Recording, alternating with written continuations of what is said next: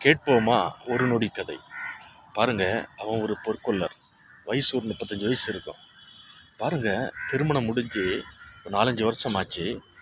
அப்போது அவனுடைய மனைவி அவன்கிட்ட கேட்டுக்கிட்டே இருப்பா, நீங்கள் நகை செய்கிறீங்க, ஆனால் நம்முடைய திருமண நாளுக்கு எனக்கு ஏதாவது நகை வாங்கி தந்துருக்கீங்களா அப்படின்னு கேட்பா.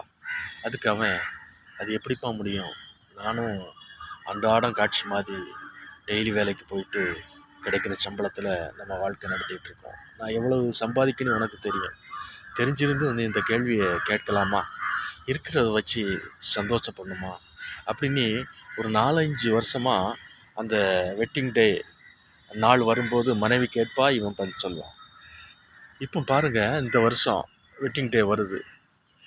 மனைவி எதிர்பார்த்துக்கிட்டே இருக்கா, இந்த வருஷமாவது கணவர் வாங்கி தருவாரான்ட்டு.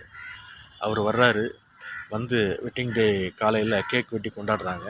அப்போது அந்த பாக்ஸ்லேருந்து அந்த ரிங் எடுத்து மனைவியோட விரல்களில் அணிவிக்கிறார்.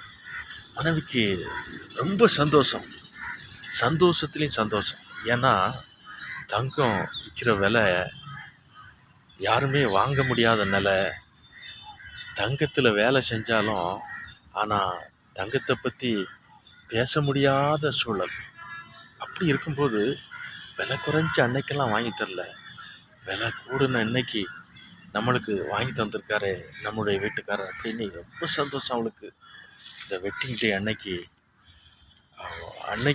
அதாவது நாள் வெட்டிங் டே அன்றைய விட இன்னைக்கு வெட்டிங் டே வந்து ரொம்ப அவளுக்கு சந்தோஷம். ரொம்ப தேங்க்ஸுங்க அப்படின்னு கணவனை விழுந்து விழுந்து கவனிக்கிறா. அந்த மோதிரத்தை திருப்பி திருப்பி பார்க்குறா. எல்லாம் சந்தோஷம், மகிழ்ச்சியில் அப்படியே நிலகுலைஞ்சு நிற்காருன்னு வைங்களேன். உடனே இவரும் கணவரும், அந்த பொற்கொள்ளரான கணவரும் சிரிச்சுக்கிட்டே அப்படியே வெளியே போயிட்டு அப்படியே ஒரு நிமிஷம் யோசிக்கார். விலை குறைஞ்ச அன்னைக்கு வாங்கி கொடுத்துருக்கேன், அப்பவும் நம்மளால் வாங்க முடியல. விலை கூடின அன்னைக்கு எட்டாவது உயரத்துக்கு போனதுக்கப்புறம் இப்போ எப்படி நம்மளால் வாங்க முடியும்? அதனால தான் ஒரு கில்ட் மோதிரத்தை வாங்கி மனைவிட்ட கொடுத்தேன். அவள் அடைகிற சந்தோஷத்துக்கு அளவே இல்லை. அதை பார்க்கும்போது எனக்கும் சந்தோஷமாக தான் இருக்குது. ஆனால் அந்த மோதிரம் தான் கில்ட்டாக போச்சுன்னு சங்கடமாக இருக்குது. அவளுக்கு தெரிஞ்சு போச்சுன்னா ஏதோ நினைப்பாளோ அப்படிங்கிற கவலையும் இருக்குது. இருந்தாலும் அவள் சந்தோஷப்படுறதை பார்க்கும்போது எனக்கு சந்தோஷமாக இருக்குது. இது எப்படி இருக்குது?